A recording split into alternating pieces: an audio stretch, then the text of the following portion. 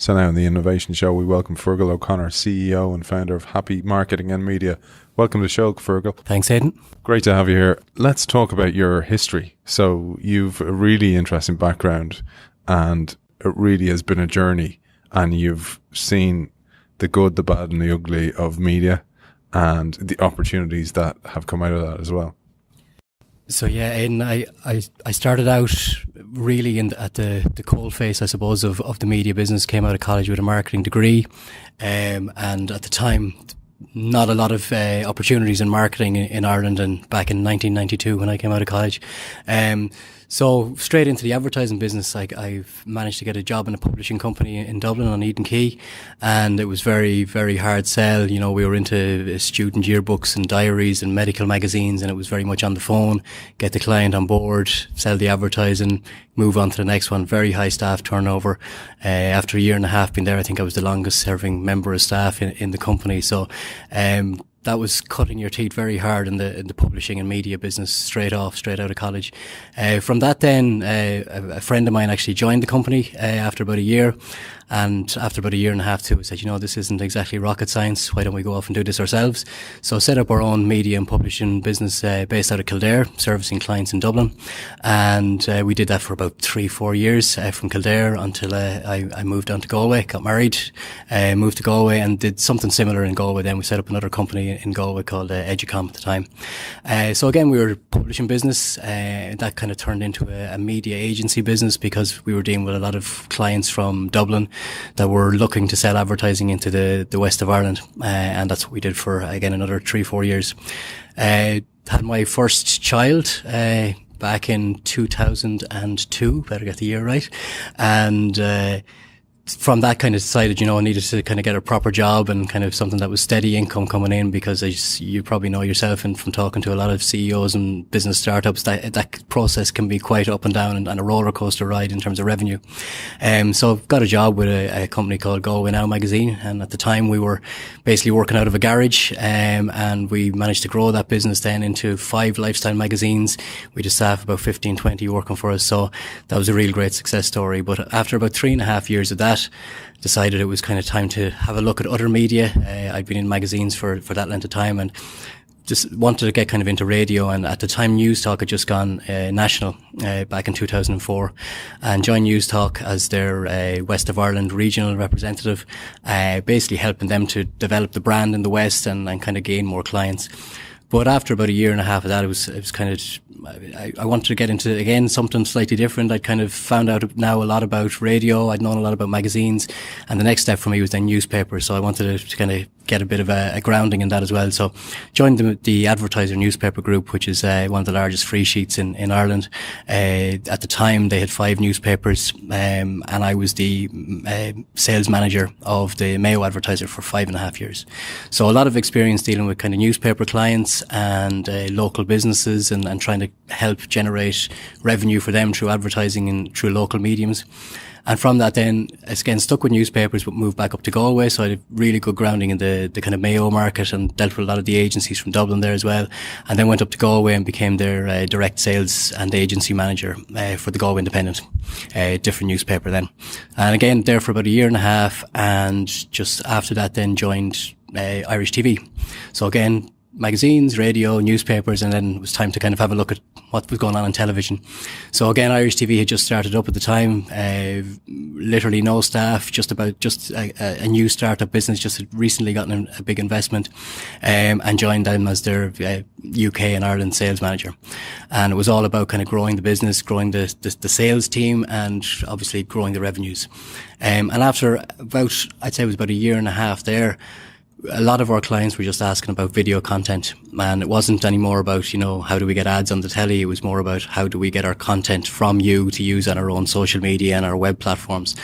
And I just thought to myself, there has to be an opportunity there for a business to provide that service to the clients that I was dealing with, which didn't seem to be available at the time. So we set up what was originally going to be a video content marketing business. And from dealing with our clients on the video content side, actually what we did was we started to do more of a strategic look at businesses. So a business would come to us and say, we know you do video content, can you do it for us? And we'd say, well, what do you want it for? What's the strategy behind what are you using it for? And they wouldn't have a clue.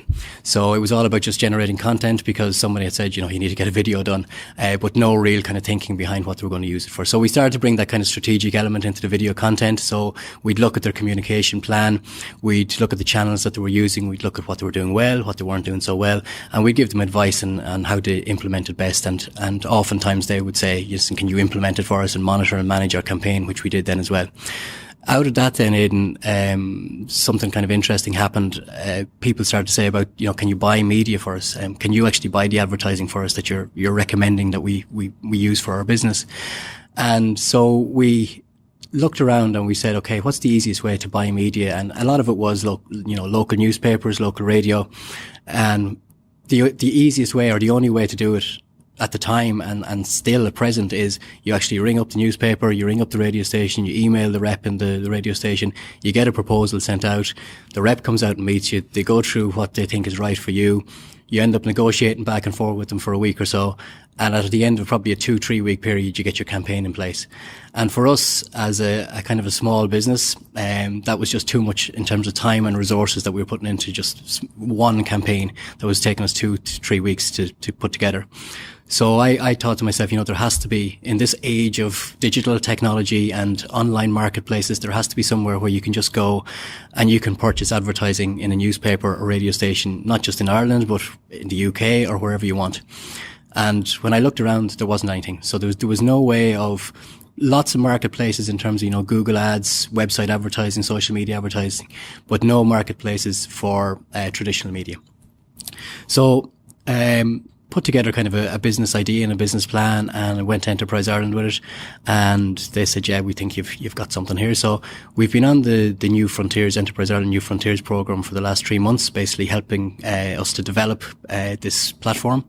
So the platform is very simply a way for local advertisers to connect with local newspapers is our initial target market, or our initial MVP that we're developing. And from there, we will obviously grow out to radio stations, TV stations, online, social. So, but the initial MVP will be to link local advertisers that want to just buy an ad, which sounds pretty like a simple thing to do in their local newspaper. And that's what we're doing at the moment.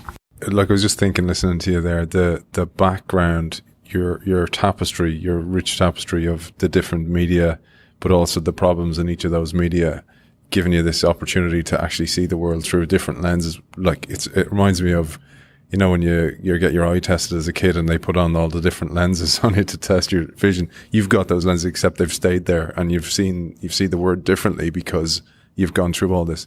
But going to where you are today, the product that you're creating, I don't think that would have ever been created from a big newspaper or a big radio station or big TV for fear of self-cannibalization.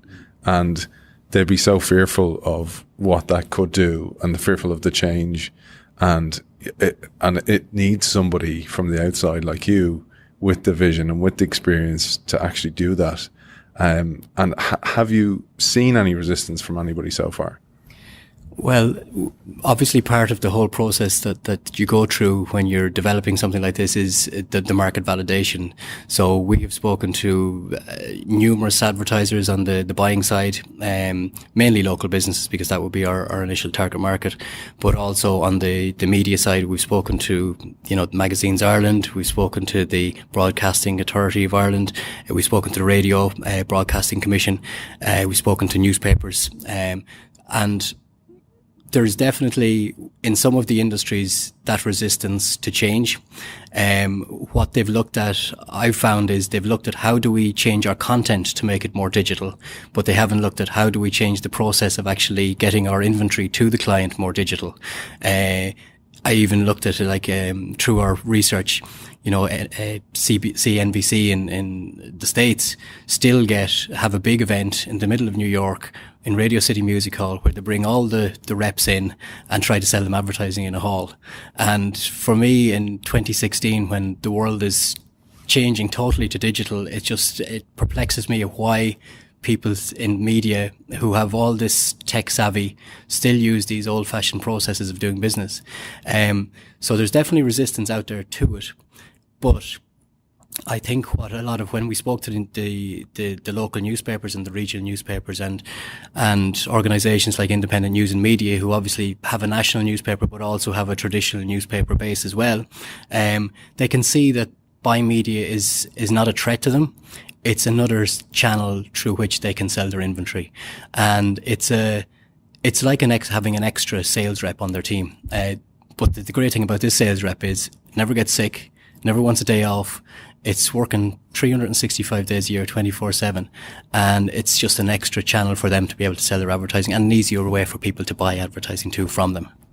And you're lucky that you're dealing with that level in a company like that, because the real person being disrupted here is the salesperson, or that's what they're going to perceive is going, well, this is taking me out of the game. And if you think about buying platforms like Google AdWords or Facebook ads or whatever it is, whatever online platform you can buy on, you're basically doing that for traditional media. And what I mean is, if you look at that solution will never come from the industry that it should come from, because I suppose they're dealing with this massive disruption. They're going through digital disruption, and they're so busy dealing with putting out that fire that they're not looking at the next solution. And this is just a common thing that you see all the time in disruption. You're seeing somebody from the outside who's looking in going, actually, we can solve that problem. And it's like Spotify. Like you should be able to buy radio in the same manner by demographic. Male, female, under 18, over 18, whatever. But you can't, because there's sales reps in place, there's agencies in place, there's a whole ecosystem in place. Nobody wants to be disrupted in that ecosystem. Meanwhile, Spotify come along and steal a huge amount of the market, and are taking millions out of the Irish market as well, million plus anyway, and it's only going to grow. And, your product in somewhere in the States, I think, can be real disruptor, because they're already open to buying stuff like iHeartRadio that way. Yeah, absolutely. And I would hate to think that I put any sales reps out of a job because it's where I've come from as well. So, and what I'd see it more is that rather than the sales team within the organisation suddenly disappearing, that they're re-employed to do other parts of the business. So you're not saying, okay, our sales team now is 5 people thanks to buymedia.ie. Now we can get rid of 3 of them. That's not kind of our ethos or what we're trying to do for the industry. What we're really trying to do is say, okay, this element of your media buying is now being taken care of, and somewhat there's a percentage of your media that's been bought through this. That means that this rep over here, maybe I could use for, selling events, or maybe selling more digital, or doing something different within the organization, or dealing with a customer in such a way that they're not now selling them the advertising, but they're dealing more with the creative side of the advertising, and they're giving them they're giving the client a better experience overall as part of the sales team, rather than that you're losing a huge amount of staff. What you said about redeploying people, that's a key point in the future of work, essentially. And from what you said, you've moved roles, you've moved companies, you've moved not industries, but you've moved segments within that industry, and that shows a real growth mindset where you actually wanted to grow and change and develop and get new skills. And that is one of the key skills, or one of the key mindsets for the future, where AI is going to replace a lot of people's jobs anyway. I mean, what you're doing with this platform is inevitable. This is going to happen. TV is going to be bought programmatically. It already is in some parts. Radio is going to be bought the same. This is coming. People are putting their head in the sand about it. Some people don't want to invest in that because they're seeing it as, well, I'm just actually voting for Christmas as a turkey here. And I think the only way you're going to survive is having a growth mindset to change and to develop. And as you said, if I'm a sales rep and I've been just selling space, now my job becomes why that space should be sold, and also other skills such as my customer service. Now I can actually look after my client better, maybe cater for them, understand their needs better and better.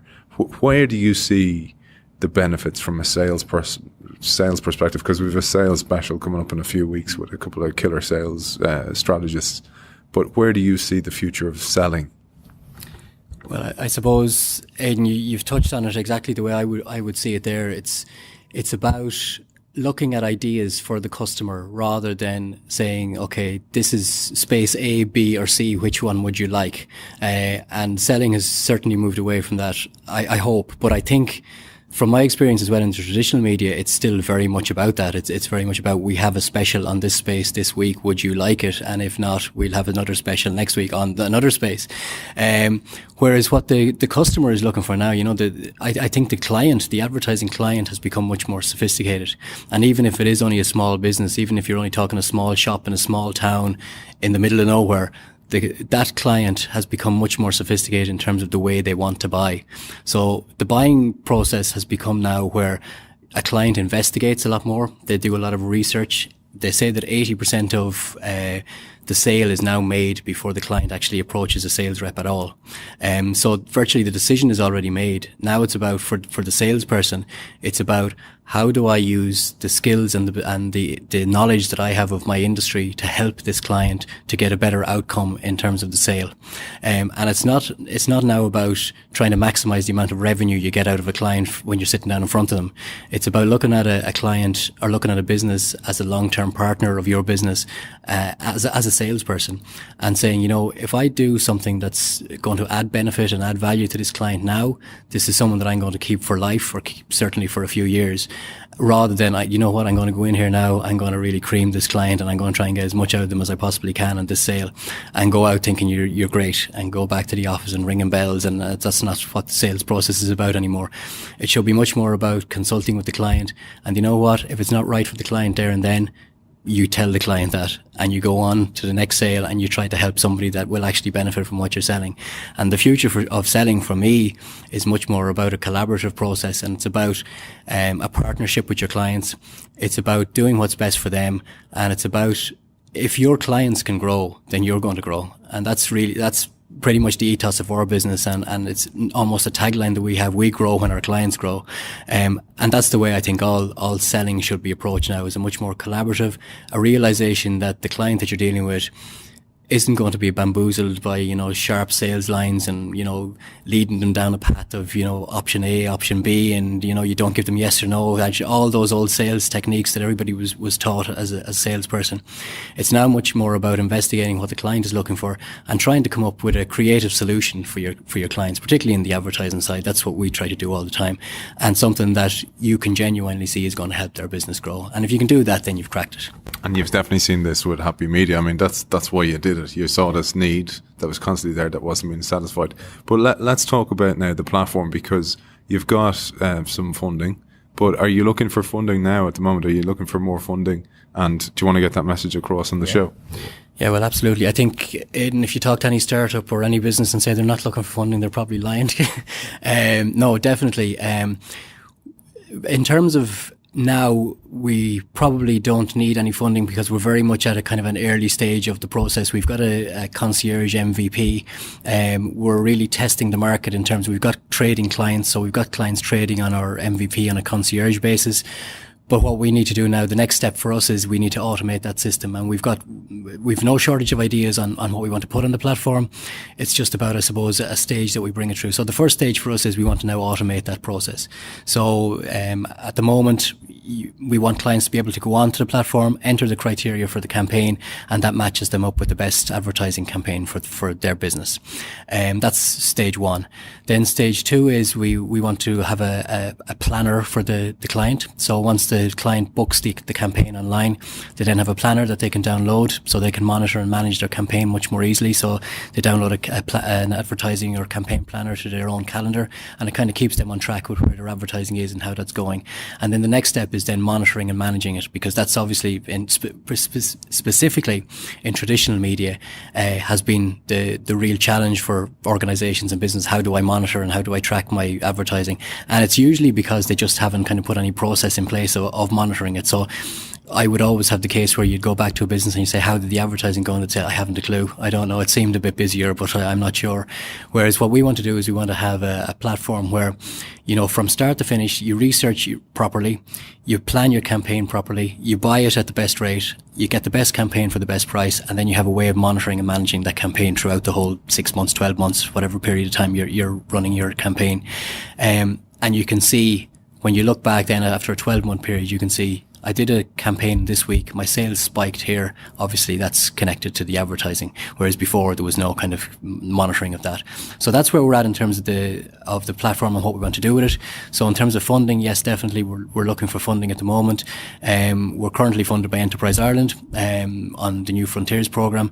So we're coming off that in January 2017. So we'll be looking at either through the Enterprise Ireland route of match funding, or we'll be looking for a VC or investor to come in at that stage. The initial investment isn't huge. We're probably looking at about 100k build for the initial platform.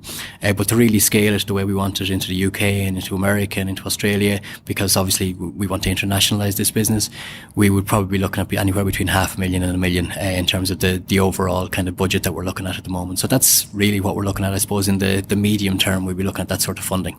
Your planner idea, I think, is great, because I've seen this as well, where somebody will run a radio campaign and you'll ask them, how does your Google Analytics do during that period? And they won't have even checked. So they won't have even thought of it. The timing of the schedule of my ads when they go out has a direct correlation with my website traffic.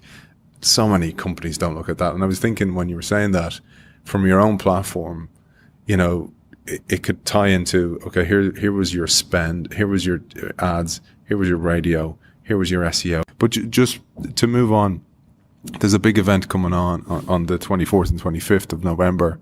Can you tell us a little bit about that as well? Because it's in 2 weeks' time. So just to give people a bit of a heads up about that. Yeah, Aidan. So Meet West is the west of Ireland's largest business networking event. It takes place in the McWilliam Park on Thursday the 24th and Friday the 25th of November. And basically the 2 days consist of, day one is a conference of speakers. So Neil Donlan, who's Head of Strategy, People and Regions for Enterprise Ireland, will talk about Brexit and the challenges and opportunities that brings to businesses. Joe Collins, Managing Director of Sales Performance, will talk about knowing your customer and how to take your business to the next level. I'll then talk about making sense of the digital maze and practical paths for your business. And the MC for the night is Noel Davidson, who's from the Entrepreneurs Academy. And then that evening there's a business dinner, and the after dinner speaker, we're delighted to have David McWilliams doing the after dinner speaking for that. Then on the second day is really kind of hardcore networking, so it's very much like speed dating for businesses. So the businesses have picked 15 other businesses that they want to connect with in either a partnership or sales way, and they basically have 15 meetings throughout the day. You get to know the other businesses in the region, they get to know you, and hopefully either a partnership or some business comes out of that networking event. And then that's it for the 2 days. And as I say, it takes place in the McWilliam Park Hotel. And if anybody wants any further details or wants to register or get involved, it's closing soon, so I'd advise people to get on there pretty quickly, and they can register at meetwest.ie, and our website is hmm.ie, so that's H for happy, M for marketing, and M for media.ie, and our trading platform, our advertising trading platform that we spoke about earlier, that's buymedia.ie, so buymedia.ie, buymedia.ie, and if anybody wants to get in touch by phone, they can get us on 0144 3311 or contact us by email on help@hmm.ie. Fergal OConnor, CEO and founder of Happy Marketing and Media. Thank you for joining us. Thanks very much, Aidan.